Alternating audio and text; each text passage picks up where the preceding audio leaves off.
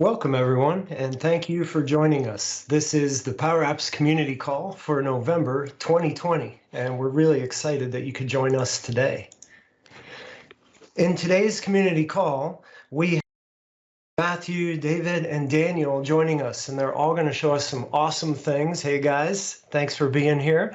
We're going to learn about teams and flow, how to do all kinds of things from creating a component to doing really advanced things with components. We're going to learn about permissions with Power Apps, and then, as usual, all the news and community contributions that we usually do in this call.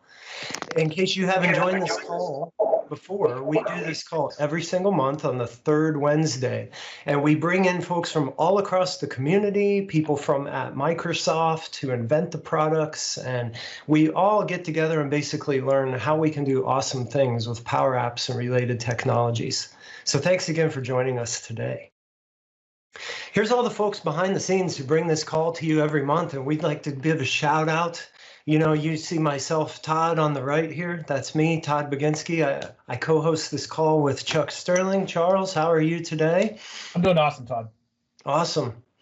And so Chuck and I pulled together people and helped make this call happen, but we couldn't do it without Dana, Andrew, Heather, and Gabriel behind the scenes. So big shout out to all those folks for do the post-production and putting this out there in many different forms for you all to see it. I talked about what our agenda would be today already, so we'll move on from that one. And one thing that we always like to bring up on this call is all the great people who are part of this community. You've got people who are MVPs, community champions, power addicts, all kinds of different folks with all kinds of different titles that basically say they love Power Apps. And so all these folks are here. They're on the call. They're in the chat right now.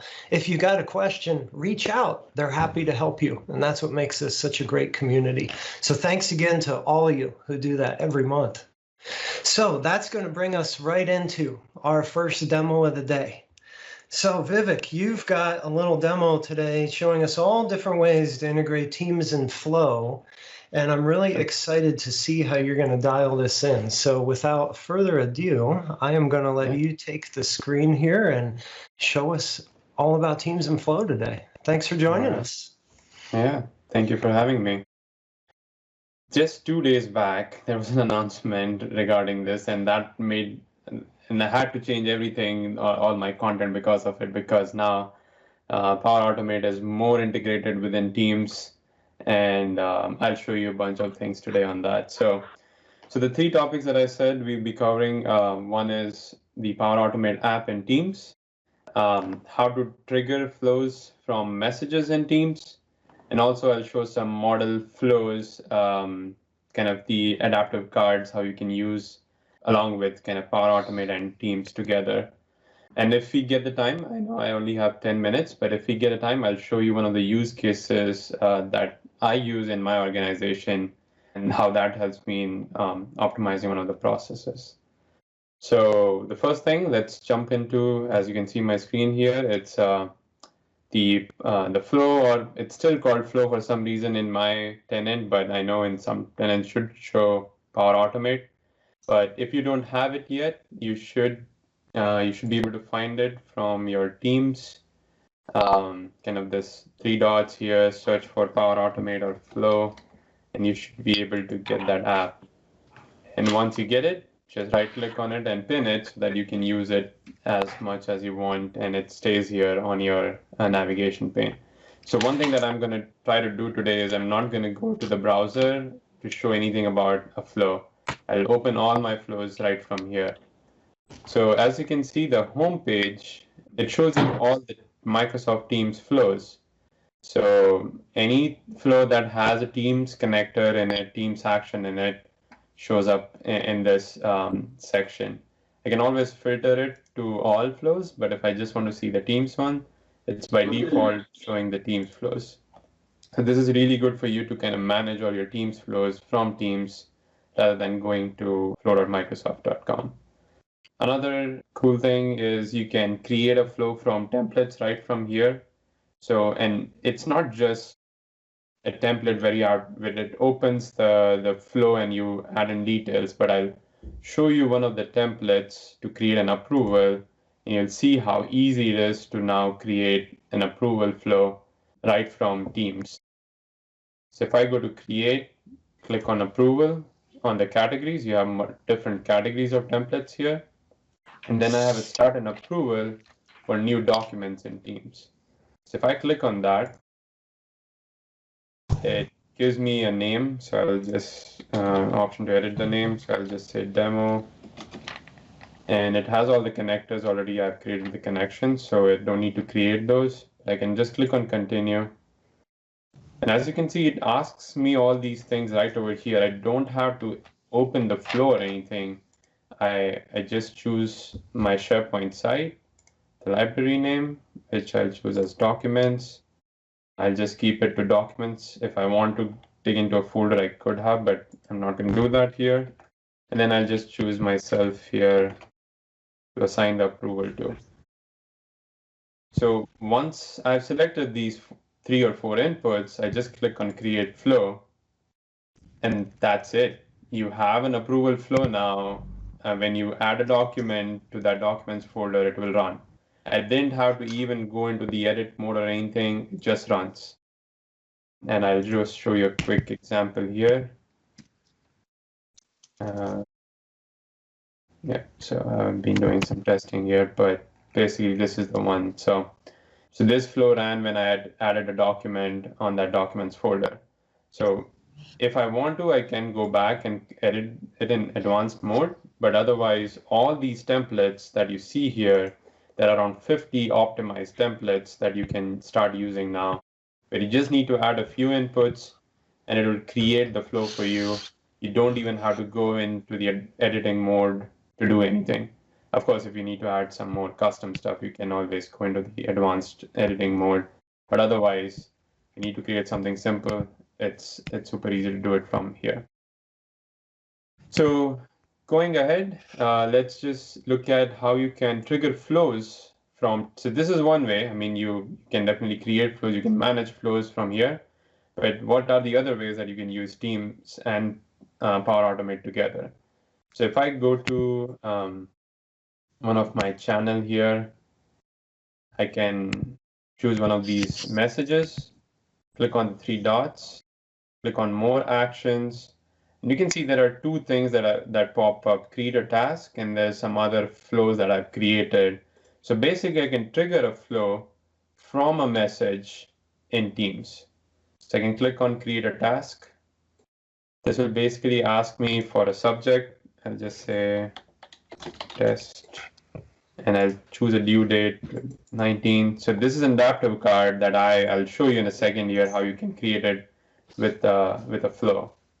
If I click submit, it will create a task, and that's it. I mean, it's as easy as that, and it will take a reference to the task as well, to the message, so that I can go back and look at the task. So let me show you the flow that ran behind it, that we can have a quick look at that. On that approvals flow you created, who are the actual approvers? I choose the approver as myself on that. That was one of your input fields? Yeah, that was one of the input fields. Yep. So the task one is this one. So for the flow getting triggered from messages, the trigger has to be for a selected message. So that is this one.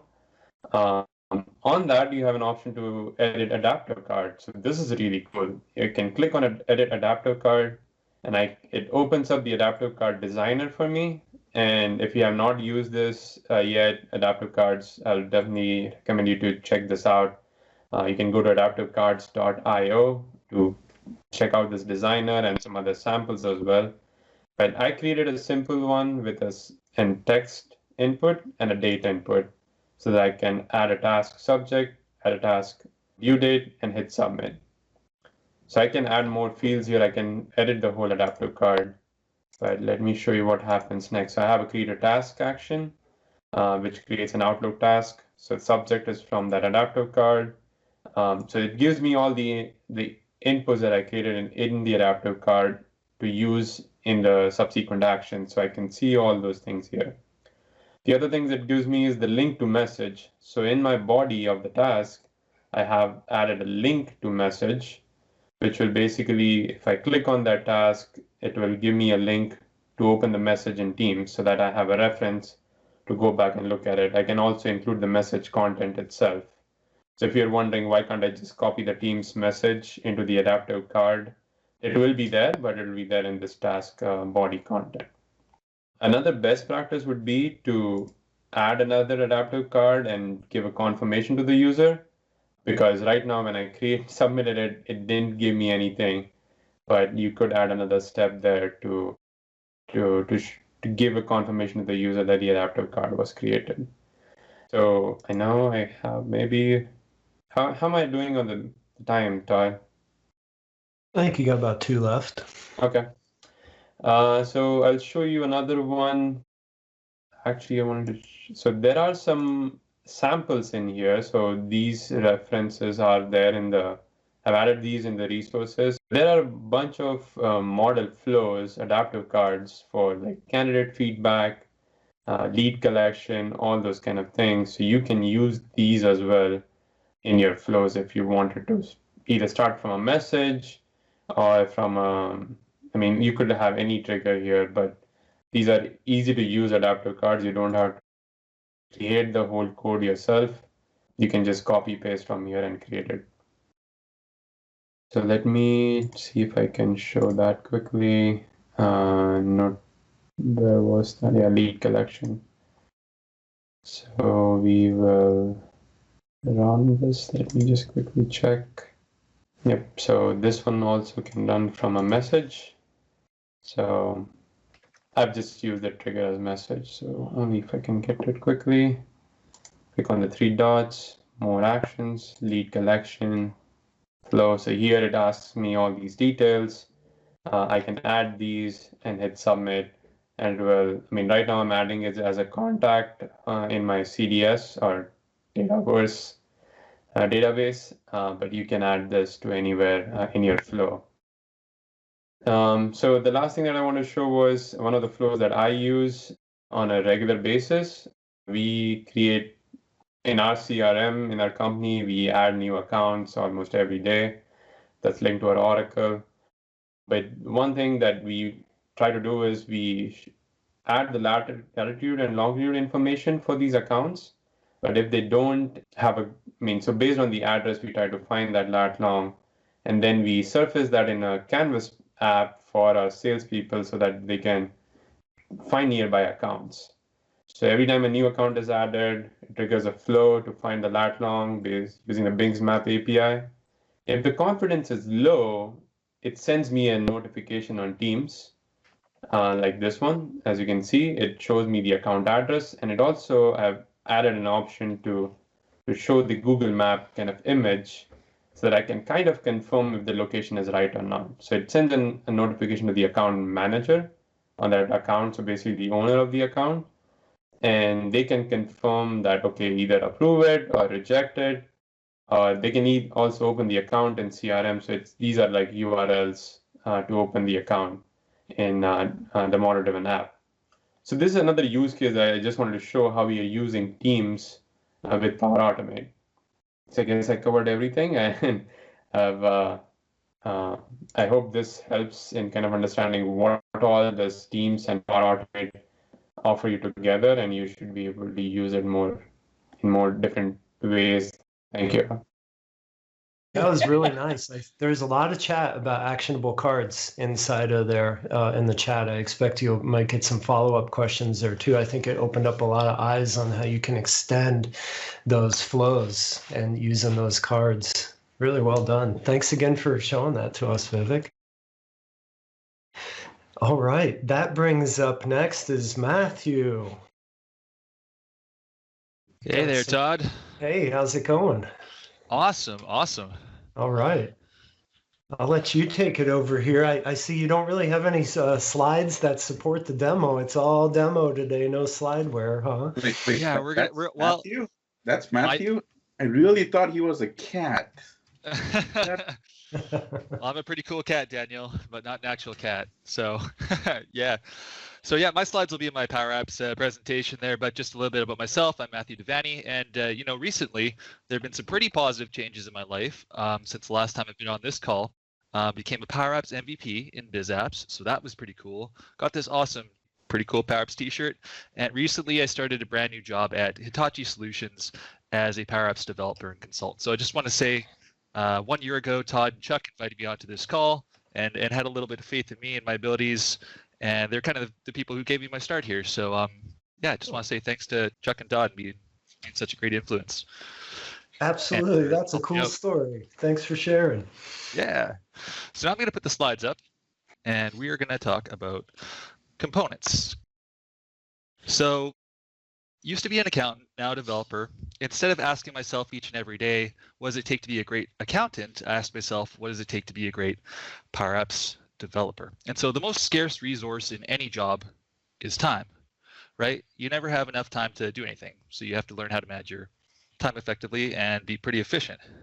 So what you want to do is, if you've gone ahead and solved a problem, you've solved a problem in the past, you want to remain solved in the future, and hopefully use that solution again and again and again. And so how do we do this as developers? Well, some of us like to keep a OneNote on the side with a few code snippets to kind of plug in here or there. Some of us, like me, have a huge library of POC apps, proof of concept apps. I have about 50 of them, which you can just kind of take code out of at any given time. But probably the best way to go about this is to build components. So components are just like building a really small section of your app that you can copy and paste and reuse again and again and again in different scenarios. So the fastest way to solve a problem is basically just to do what you did in the past. You want to copy what you did, or copy what someone else did, give them credit, and then paste it. Good developers copy, great developers paste. Here's an example of a component I've made to do just that. So in pretty much every app that I've ever made, there's been some type of approvals process to it. Vivek just actually showed us an approvals process too, but there's no visualization of that in Power Apps. You have to go ahead and build it for yourself. And to do that, it takes about 2 or 3 hours, 2 hours to build it, one to kind of vet it out and perfect it. And you don't want to do that again and again. So what I've done is I've made a little component here that shows you, the process here starts with a guy named Eric Erickson. You can give him a title, and it goes on to Sally Summers. Think of this as an approvals process, who's a supervisor, and then it goes to me. I give myself the title of manager, and so on and so forth. And as you go through the process, you can get a little check or a little X to show if something's been accepted or rejected. And the current person in the process has a little orange circle around them. So to show you how this works, I'm just going to go to the next screen here. So this is an IT requests form. It's nothing more than a simple form in Power Apps. And as a person working at a company, you can go ahead and request a desktop PC for $1,000. Write a comment. I want it really bad. And when I click the submit button here, you'll see that I've sent it forward to the next person, Sarah Green, who's the manager. There's a little checkbox here. And now I'm acting as Sarah Green. Do I want to approve or reject it? I click approve. And as David Johnson, the IT manager, I'm going to reject it. And so check X. So that would have taken a really long time to build if I had done it from scratch. But just implementing a component, it took about, maybe about 10, 15 minutes to get this functionality in there. And for those who want to download this component, I am going to throw a little link in the chat. That's right. You guys can have it there for free, no charge. So what I'd like to do with the remaining minutes in this call is just to show everybody how you can go ahead and build a very basic component for yourself. And so I was thinking, what would I like to show the group today? What should we do here? And one of the things I really feel is missing from Power Apps is a time picker component. We use dates all the time. And time's pretty common too. We've got a date picker, but we don't got a time picker. So how this particular component works that we're going to build today is you click on this little text input right here. A little time picker shows up. You can go up, down, scroll up and down, pick a particular time. And it shows up in the text box. So the really nice thing is that this is mobile friendly too, right? It doesn't use drop downs. You can scroll up and down with your thumb. Works really, really great in the iPad. What do you think of that, Chuck and Todd? Are you excited to build a little bit of this today? Oh, yeah. Yeah, let's do it. Awesome. Yeah, let's do it to it.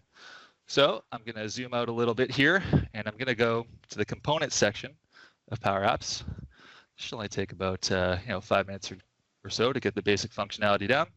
So all I've done in advance for this presentation was I clicked on this little new component button to put a new component at the center of the screen, And then I made a label inside here and gave it a nice black border to show where the boundaries of our component are. So I just thought that would speed things up a little.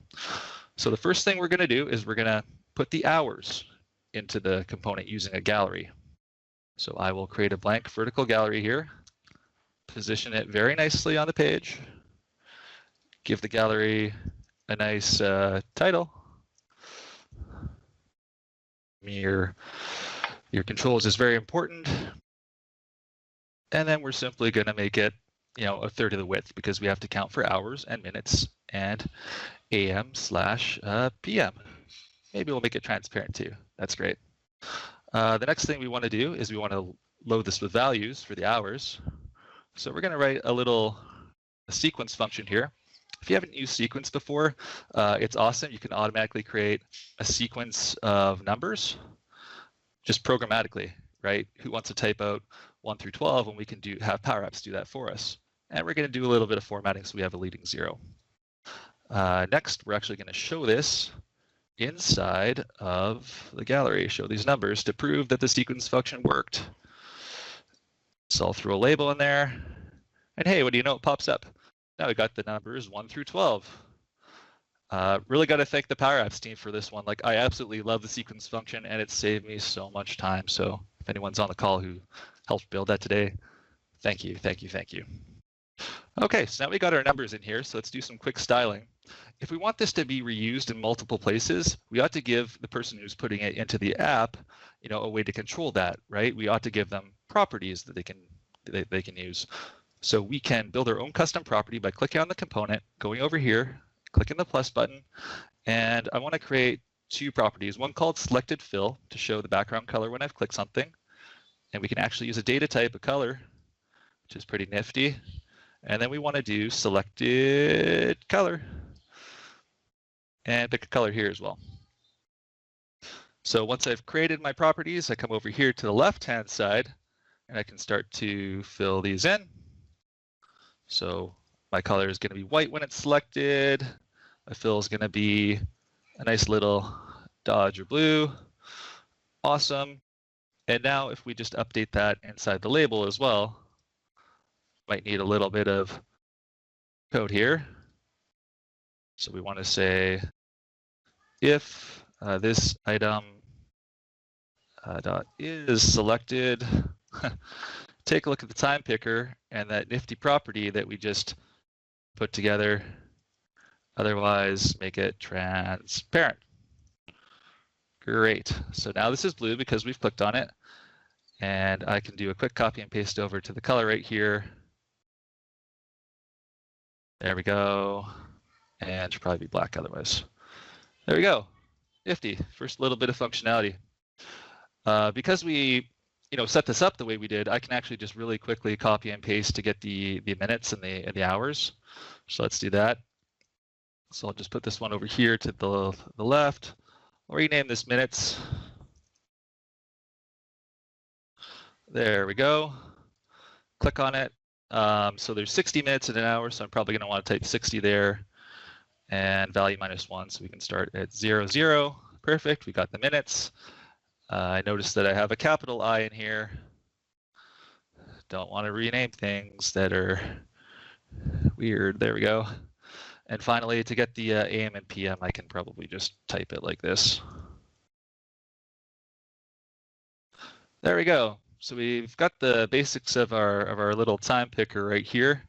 I think the last thing I'm going to do is hide the scroll bar, because like using this little visual design principle that the number's only half showing, the user's going to be able to know that they should scroll up and down, so that way they don't even have to think about using the scroll bar. So with the remaining 2 minutes here, the last thing that we want to do is we want to output something, right? Because we don't want the time value to be trapped inside this component. We actually want it to be displayed in the text box, which is not part of it. So last thing I'm going to do is I'm going to click on my time picker again. I'm going to create a new property called, well, I'm going to pick the date and time type first, and I'm just going to call it value, right? We want to call it something the user's used to, and they're always using .value, everywhere in Power Apps. For this section, I want to set the time when the user clicks on something, right? Selects a new value. And yeah, my apologies, but I'm going to copy and paste some code in here because it's a little bit lengthy, but all that it really says, let's just make sure this is picking stuff up. Gallery, time picker, hours. There we go. Because I had that funny looking capital I. So all it's really saying here is put the time in a variable when the user clicks on something, and by the way, get the message for the time. So if so what we do here finally is we had that value property and very time value. There we go. We had a variable there called veritime value. I just copied it. What is happening? Power apps.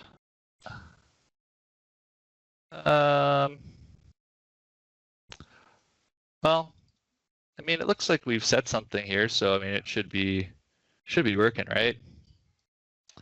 I don't really know why it's not picking it up. I guess I could start typing it in.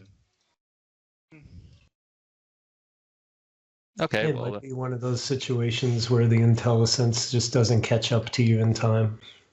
You know, it's a little bit to kick in before it doesn't think it's an error once in a while. Yeah. Well, yeah. I guess I'm just going a little bit too fast for power apps there. So I guess what we can do instead is we can just take that time out of there and throw it somewhere else. Is it case sensitive? It is case sensitive, yeah. Because you have time with capital I in there. Maybe that's it. That's awesome. Awesome. Var time value, like that. Oh, you're looking with the time picker there? Yeah, I had actually gone and corrected that earlier there. But no matter, like we don't have to spend too much time troubleshooting it. I know what to do. It is just in time picker hours only. The I is capital. Time picker hours, yeah. Yeah, so we'll in just, it is all small. So I guess we'll just do this like that. Should be good. Nifty. See how it's going back to the capital I? It just doesn't like that capital I, does it? No. There we go. This, I think. Yeah. So those have a capital I, but the control on the left and the tree view, they have a lowercase I think. Oh, look, it's hard to read. Okay. Yeah. Yeah, I'm not like 100% sure here. It looks like the code is all kind of matching, but it just says the specified property is not available in this context for whatever reason. Do you have another one where it's already finished? Yeah, I do. So, yeah, in this case, good idea. Always go to the fallback, right? Yeah. So, yeah. In here, the code is just, yeah, very much the same. So I basically just, copied and pasted it. And I set the variable right here to value. And then when I want to go and use the component, I can just, throw it onto the screen here like this. And if I want to say put it in a label or a text box like the value from that, I can simply reference it like so. There you go. And I just have to throw a little bit of adding at it time. All right, well, awesome. Well, hey, thanks everybody for following along with me here. Just want to say, yeah, I plan to put this time picker out as a component on the community gallery as well as a date picker as well. So if you enjoy it, just make sure to go follow me on Twitter, and sometime next week I'll post it. Thanks for helping me problem solve, everybody, on the fly. And thanks for having me once again, Chuck and Todd. Thanks. Really awesome demo there. I love how you're coding on the fly. It demonstrates how fast you really can build up a component. Awesome. Thanks again for showing that. That's going to lead us right into David's demo now on advanced components. So we are coming at you from all across the globe today. Now we're going down to South Africa. Hello, everybody, and thanks for having me on the call today. Todd, thanks for putting all of this together like usual. So let me get my screen sharing going. So I just have to come clean with you guys. I'm not as brave as Matt, so I'm not going to try and build a component on the call. So I'm just going to show you a pre-built one. Right, so pretty much like Matt said, you know, I hate doing the same thing twice, especially if that same thing is quite a complex thing. And I think that if you can save the effort into a component and then reuse it, it just makes so much more sense. And what it also gives you is it gives you the opportunity to really make the piece of functionality bulletproof. So you'll spend a lot of time on it once, and then you get to reuse it multiple times without having to rebuild it every time. So just as it is about time for a time picker on Power Apps, a couple of months, about a year ago, we felt that it was really time for a model dialogue or a pop-up or whatever you want to call that. So we've built the pop-up component. This is not the first time that we've had it on the show, so we've been here before. But today we're going to show you a little bit more about how it works in the back end and to show you how to typically build something like this. So for those of you who haven't seen it, you can go and grab it at aka.ms/powerapps-popup. And there's a whole document on how to get up and running with it, and it explains it in great detail. So I'm not going to bore you with those installation steps today. But what I'm going to show you is just on a very high level what it is what it does. And typically, if you don't have something like a pop-up component, every time you want to have interaction with the user, whether it's a confirmation or just a simple message that you want to display to the user, you typically have to go and create controls on the screen. You have to group them. You have to hide them based on certain conditions. And all of that works pretty well until you have 30 pop-ups in your application. And now half of your application is just made up out of pop-up components. And all of that is doable, but the problem is at the end of the project when the client says, we love this app, but can you change something in the pop-up? So let's change a color, for an example, which means you're going to go back and do it 30 times. Now, I'm just way too lazy for that, and that's the reason for this pop-up component. So what it is that I'm on about is if you go and have a look at this app, this is just a demo app that displays all of the different methods that you can interact with the pop-up. And you'll see that this is version 15 draft. For those of you who have used this, the latest version that's published is version 14. So this one includes a few nice enhancements, which I'll show to you in a few minutes as well. First of all, if you click on the OK button over here, it'll just give you a very basic pop-up. It'll tell you the quick brown fox jumps over the lazy dog.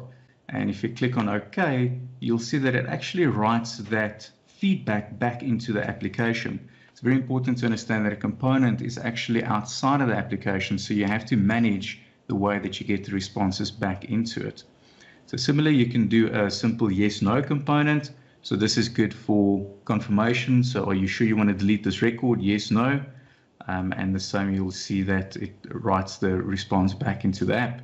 Similarly, you can have a yes/no cancel. And in this app, we also do pop-ups with a little bit longer messages just to show, and we also use this to test the pop-up while we develop on it. So text input, so all of these are just basic pop-ups that'll give you information. The next ones actually require you to gather information from the user. So there we'll see a text input, and there it says we are looking for the fox's name. So let's call it Foxy. And if you update that, it writes it back into the app. Similarly, you could do a text array. So here you can actually have a list for the user to choose from.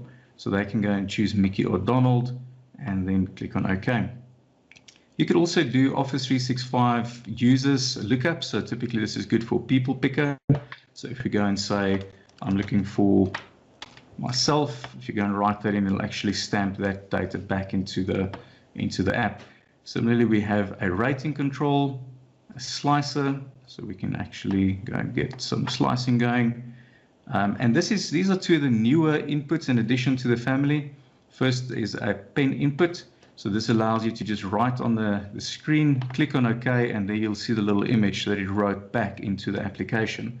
Now, in a production environment, you'll typically take that and write that into SharePoint or in a blob storage or wherever you want to put it.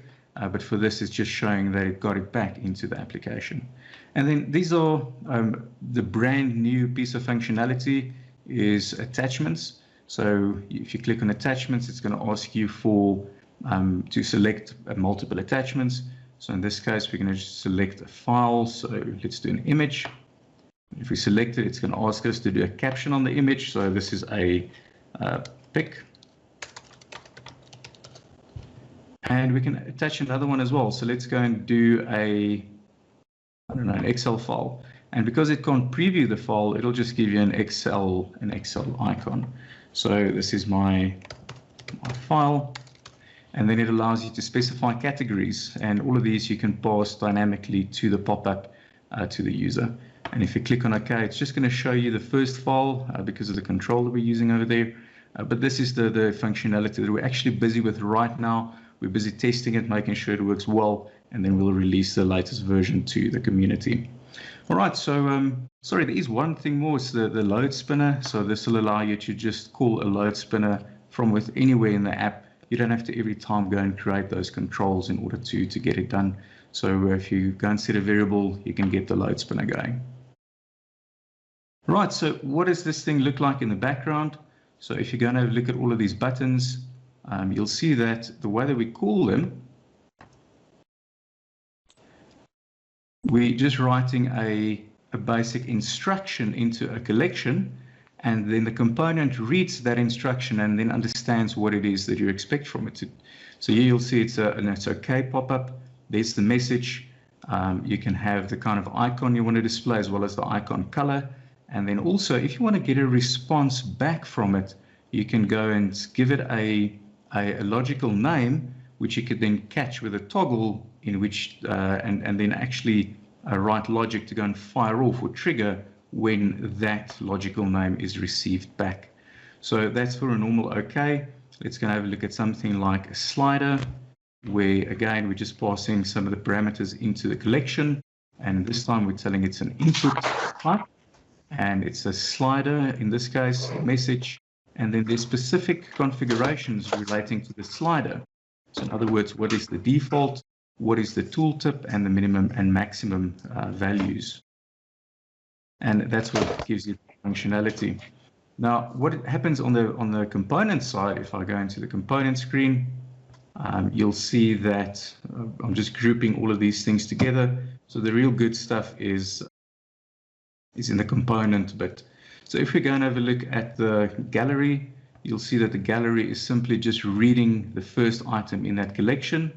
This is a flexible height gallery, and that's why we use it. It makes all of this a lot easier. So even though we're only showing one item at a time, it still makes sense to use the gallery for that. And then inside of this gallery, we've got all of the different controls. And you'll see as the slider as an example. If we're going to click on the slider, you'll see that now reads all of the parameters from that collection, and then it knows whether it should be visible, what size it should be, what color it should be, and so on and so forth. And then this entire component is just built with normal Canvas apps component. There's no development done here.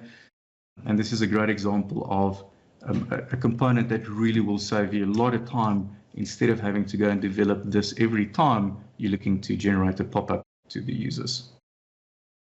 Right, so in a nutshell, that's what I'm going to show you today. Are there any questions, anything in particular that you guys would like to see? So David, what I heard was you're basically a lazy guy. That's all I heard. That's not untrue. That's not untrue. No, but I love that. Oh, this is awesome. Thank you. Yeah, it's amazing. Right, so I've posted a link in the chat, so please go and check it out. There's some very in-depth instructions on how to get up and running with it, with all of the different methods that you can use in order to call it. There's also been some great feedback from the community and people who recommended enhancements to it. So if you have any suggestions, please send it through to us. We'll definitely review and implement that. Outstanding. Right, so what a nice 1-2 punch you guys have with the components there today. The basic build it out and get started and see what you can do all the way down to like the nth degree, lots of different data sources and things. A lot of good feedback there too. Really nice. Hey Todd, can we get Matthew back on the mic? Because he actually ran into a problem I've actually done at least twice. So Matthew, can you unmute yourself and tell folks what you did? Because I've actually done that myself. Mm-hmm. Yeah, I could do that. Okay, so this is a little bit of lesson learned. Even the pros make mistakes, right? So let's just share my screen really quickly and show you what happened.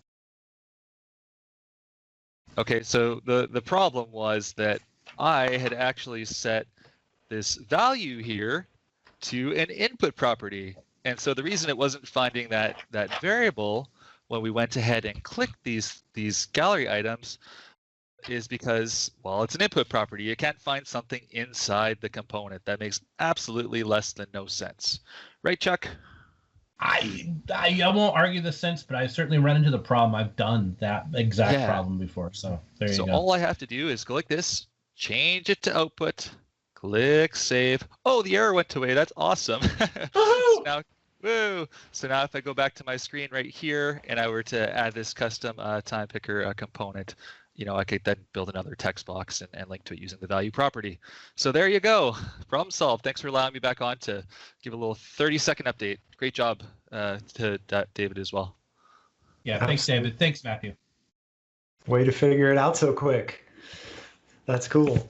All right, that brings us next to Daniel. Daniel Christian is going to be talking to us next today about all things related to Power App permissions. Daniel, thank you for coming back on and sharing your expertise with us again today. I see you're already in the Christmas spirit. That is a requirement for that is a requirement. And everybody has to wear a Christmas hat or some Christmas tacky sweater or something. Whatever. So I'll let you take it away here. Cool. All right. Well, thanks for letting me in. And today we're going to talk about permissions because it's all about permissions.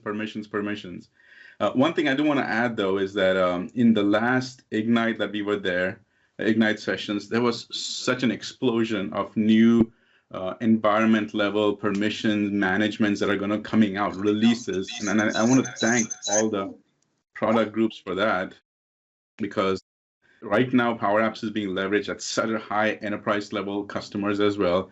And they gave a lot of feedback that we need these levels of permissions, these gaps of permissions need to be filled. And I believe all those gaps are going to be filled after all these announcements that were made. So I don't want to digress too much, but I do want to call that out. All right, so what we're going to talk about today is permissions. And for me, people call me as I'm cautiously optimistic. I'm also the kind of guy who says security first, performance later. That is all true about me. I would like to set something up which is secure right from the get-go, and then after that, I don't have to worry about it.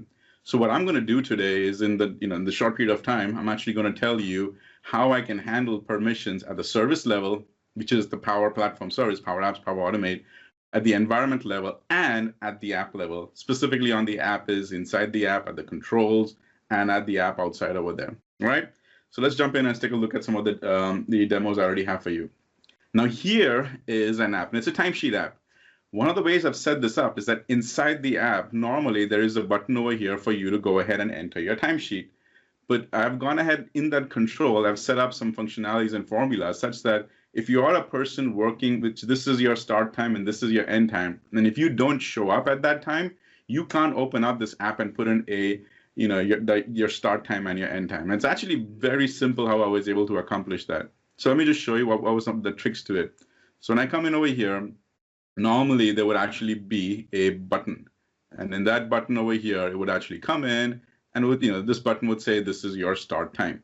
But one of the first things I've done is right at the app loading, when the app on start happens over here, I've got a simple variables, over here, the variables, which is go ahead and get me what is the login user. Make that call one time, and I've already got the login user over there. But what I'm also doing is the user who has logged into the app, who is using the app, I am going and taking the email, which is a very unique identifier for that user. I'm grabbing that email address, and I'm doing a check against a list. It could be a SharePoint list. It could be a CDS entity. Oops, I said entity. It's CDS table now. It's the CDS table, your SQL, whatever is the backend you have over there. You go ahead and reference it over there. So here's what I did. I got a SharePoint list over here, quick and easy. And I've got a list running, which is basically telling me the employee name, the days of the week, and then the hours of the start and end time. This is it. This is my table in the backend over here. And so when the app opens up, again, on the app on start, I go ahead and fetch the information for that user, and I grab the date over there.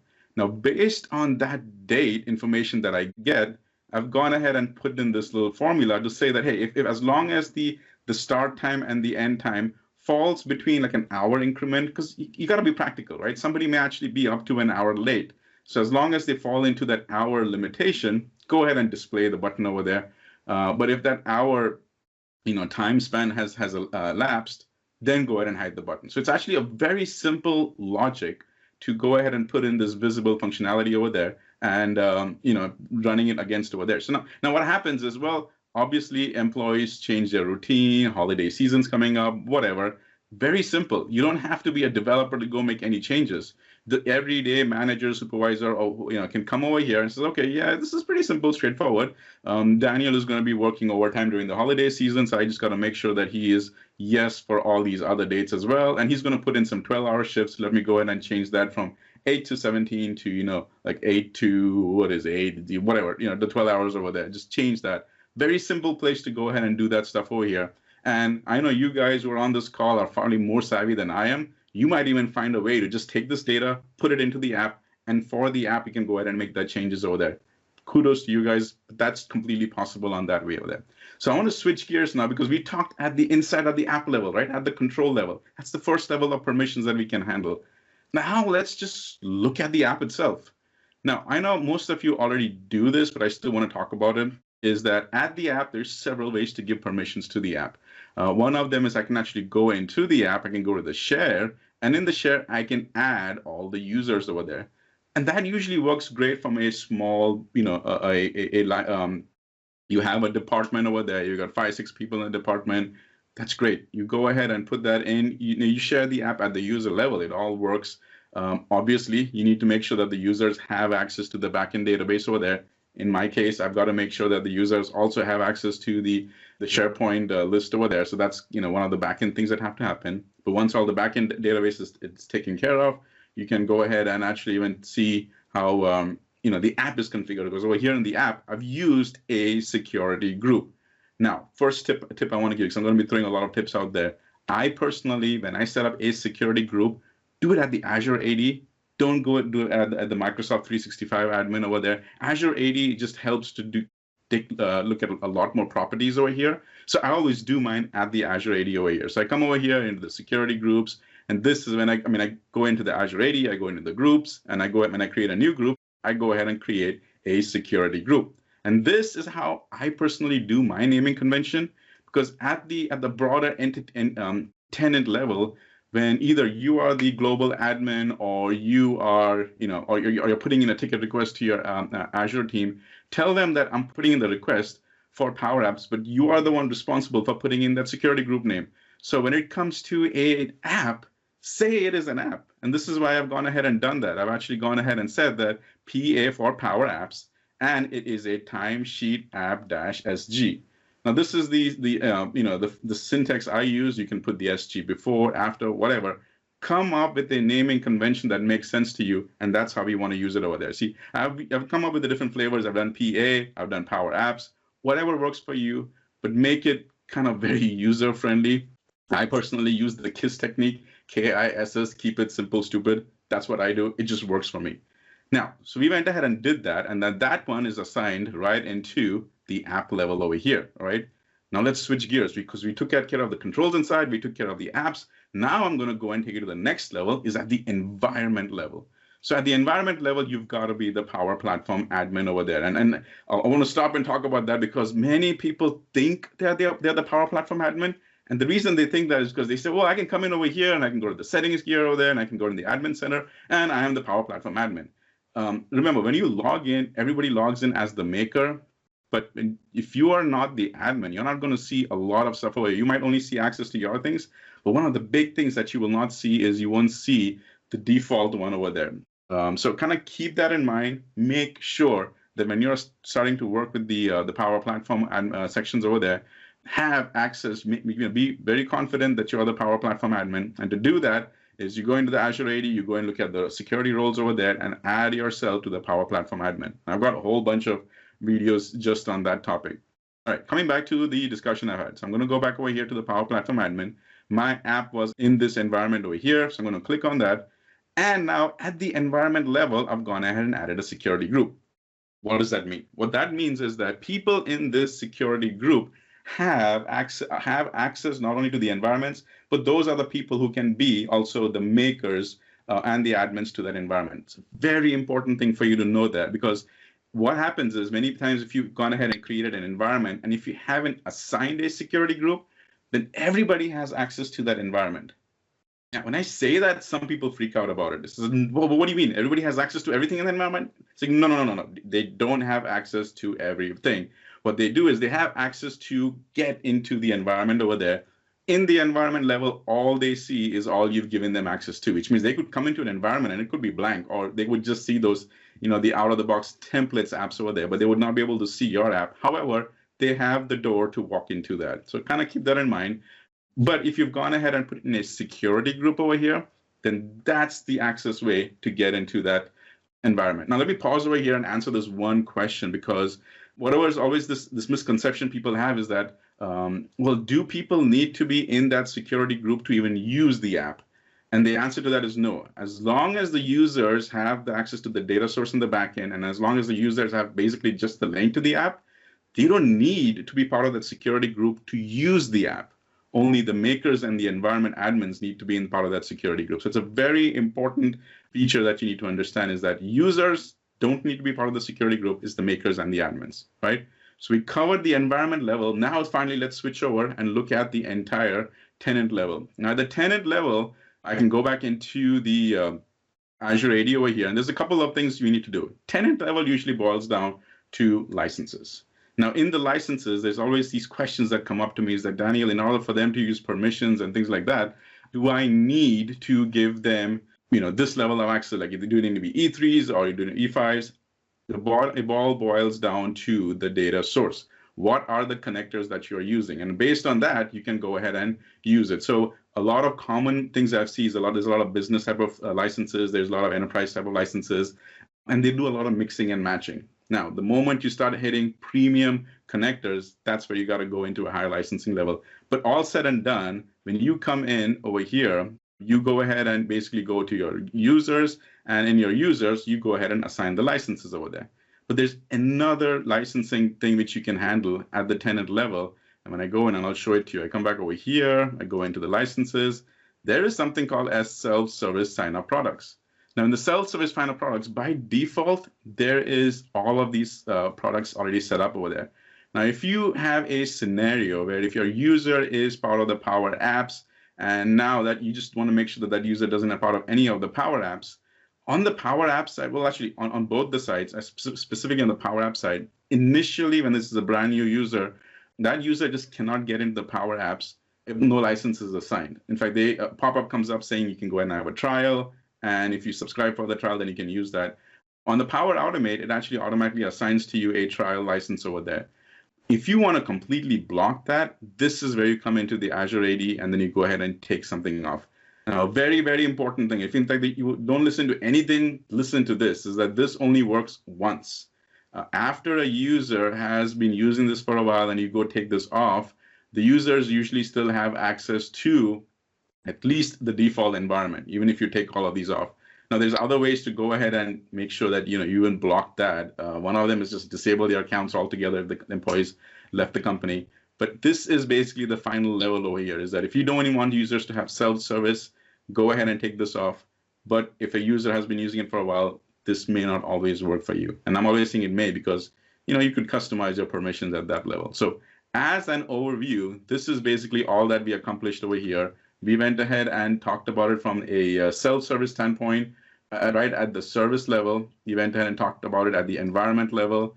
At the environment level, I said that we can look at on the permissions over there. We did a security group tied to the environment. Inside the environment, I had an app. On the app itself, I used a security group. And then even inside the app, when it comes to controls, I can use it based on either a database over there, which whatever is the database is in the backend, or you could even use securities inside the app over there. And I'm going to leave that as a whole separate discussion altogether. So this is just a quick overview of how you can handle permissions. And remember, it's all about permissions, permissions, permissions. That's all I got, man. Todd? Great overview, Daniel. That's for sure. And like you said, that is a total overview, right? I mean, when you really start digging into the weeds on some of these things, there's a whole lot more to learn. I know you have a lot of videos on that. I've got a couple. I'm trying to think who else does. I think Reza put together a security permission video too. Lots to learn there. Thanks for the great overview and crash course at the different level here where you can apply it. All right. I'll go back to my screen here now. So here is our resources slide for the month. I know that more links have been hitting chat. People have been putting those in there from time to time. If you guys would like to get those links that you've been sharing in the chat into the slide deck here before we publish it, just send them to me and I'll add them here. So these are the links related to what Vivek showed us about Teams and Power App integration there. Real quick, talking about the recent news and cool things that have happened in the land of Power Apps in the last month. Obviously, the elephant in the room is the renaming of to Dataverse for Teams instead of Project Oakdale and that general availability. I encourage you to go read all about that. Ryan Cunningham put together a real nice blog post to tell you all that.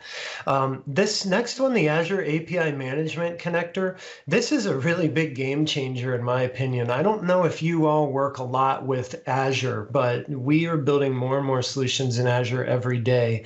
And with the API Management Connector, you can now write your own APIs very easily in Azure and then publish them so they can be consumed and authenticated with out-of-the-box connector in Power Apps. I think this is a game changer in making it easy to do integrations with Azure. So if you do a lot of that with your Power Apps like we do, definitely check that out. The next one, if all you do is Canvas Power Apps, it's probably not too interesting, but if you also work on model-driven Power Apps, the rich text editor control is a new thing that you can now use in a model-driven Power App, and I'm sure a lot of people are really happy to see that. And then finally, don't forget, if you've got anything bookmarked or training materials or whatever the case may be that go to web.powerapps.com, keep in mind that's going away, and that article will tell you more about what the new URLs are and what they will be used for. Chuck, did you have anything else you'd like to mention that's noteworthy? I got two. One of my favorite features for the entire year we just released. Cooper did a great blog post. The responsive control container. So you don't have to go out and do that crazy math. It will actually go out and adjust all of your controls for you. I put that post in the IAM window. And then one of our own community members, Jamie Willis-Rowe, is actually going out and presenting at the partner conference. And I actually put that one in there. So Jamie, thank you for letting us know. And I just want to make sure and do a call out to, if you've got time or you've got coworkers that need to know more about Power Apps, that is a great conference for you. Todd, back to you.